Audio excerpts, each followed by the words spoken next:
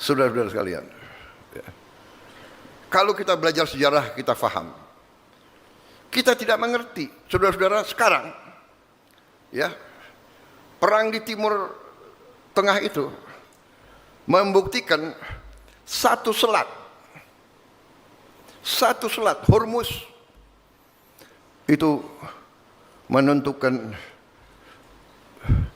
hidupnya banyak bangsa, menentukan harga minyak. Satu selat 33 mile, berapa itu? 60 kilo.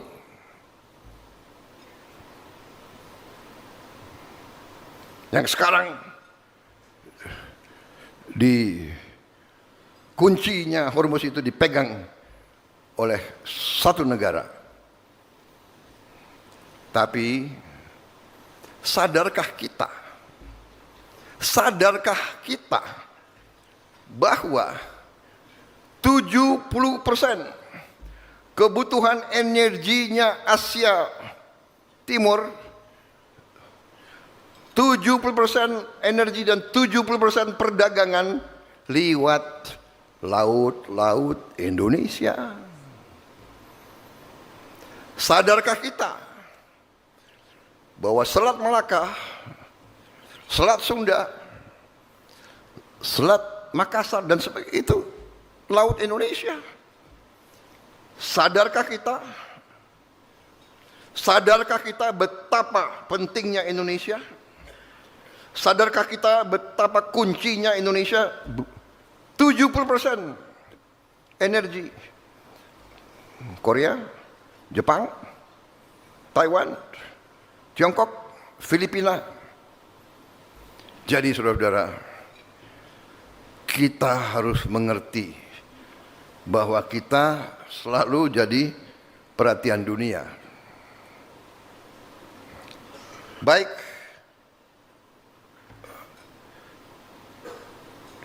maksud dan tujuan saya pengarahan ini adalah karena pentingnya peran kita, makanya kita juga harus memimpin bangsa ini, mengendalikan bangsa ini dengan baik, dengan tepat, dan dengan handal. Saudara-saudara sekalian, beberapa hari yang lalu, melalui rapat-rapat menghadapi kondisi global yang penuh krisis, yang mengakibatkan suplai energi menjadi masalah. Ternyata kita setelah mengkaji, kita punya kekuatan ekonomi yang cukup kuat. Nanti saya minta beberapa menteri untuk memaparkan singkat, ya, untuk kita mengerti posisi kita dari semua KL, semua. Dan setelah paparan itu tentang kondisi kita, sebagian langkah-langkah sudah kita umumkan, ya, sebagian langkah-langkah untuk kita kendalikan konsumsi daripada bahan bakar untuk jangka pendek ini. Jangka pendek yang saya anggap kritis adalah 1 tahun ke depan ini, 12 bulan ke depan. Sesudah 12 bulan kita akan menjadi sangat kuat. Nanti langkah-langkahnya kita jelaskan. Tapi intinya sekarang kita siap, kita kuat menghadapi 1 tahun ini. Setelah kita pelajari kondisi. Karena apa? Karena sumber-sumber minyak dan gas kita tidak terlalu banyak yang lewat Selat Hormuz. Kita bisa mencari alternatif lain selain kita punya kekuatan dalam negeri yang sangat kuat. Ya. Ada periode yang kita harus atasi bersama, tapi saya terima kasih tim saya, menteri-menteri ekonomi saya, handal, terima kasih. Mereka laporkan, Pak, tenang. Untuk BBM yang bersubsidi kita akan pertahankan untuk rakyat kecil dan rakyat miskin. Kita akan pertahankan untuk 80% rakyat kita. Tapi pada saatnya yang orang-orang kuat, orang-orang kaya, ya kalau mau pakai bensin yang mahal, ya dia harus bayar harga pasar. Lo udah kaya minta subsidi lagi, ya enggak lah.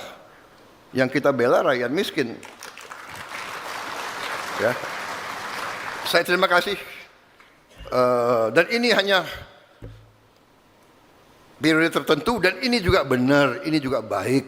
Kita tidak boleh jadi bangsa yang terlalu santai. Mari kita koreksi diri kita, ya. Bangsa kita terlalu banyak diberikan oleh Yang Maha Kuasa, sehingga kita ini, ya kan, kumaha engke, ya kan, bukan engke kumaha, kumaha engke, tenang aja, ya kan. Pak Bahlil bilang aman, jadi tenang. Aman tidak berarti kita tenang-tenang, santai-santai, tidak. Kita bekerja, kita waspada. Saudara-saudara, krisis ini bagi saya adalah sebuah peluang. Krisis, kesulitan, tantangan, hambatan, rintangan adalah peluang. Membuat kita harus bekerja lebih baik, harus bekerja lebih efisien, tidak boleh boros, tidak boleh ada kebocoran, tidak boleh ada korupsi. Sekarang kita harus menghimpun semua kekuatan kita. Saya telah minta Menteri Pendidikan Tinggi dan Sains dan Teknologi, saya telah minta profesor, kampus-kampus sekarang harus bekerja, dan mereka sudah bekerja. Kita punya teknologi sekarang, teknologi untuk membersihkan sampah buatan kita sendiri, tidak terlalu mahal. Tidak usah kita beli teknologi yang terlalu mahal dari luar. Dalam waktu 2-3 tahun sampah seluruh Indonesia akan kita selesaikan. Tidak akan ada kota, tidak akan ada jalan, tidak akan ada bagian Indonesia yang bau oleh sampah. Kita akan selesaikan masalah sampah dari Sabang sampai Merauke, saudara-saudara.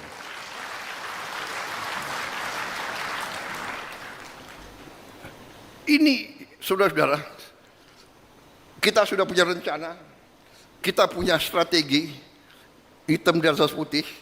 Tapi krisis dunia ini bagi saya adalah peluang. Ini mempercepat kita, ini bikin kita fokus.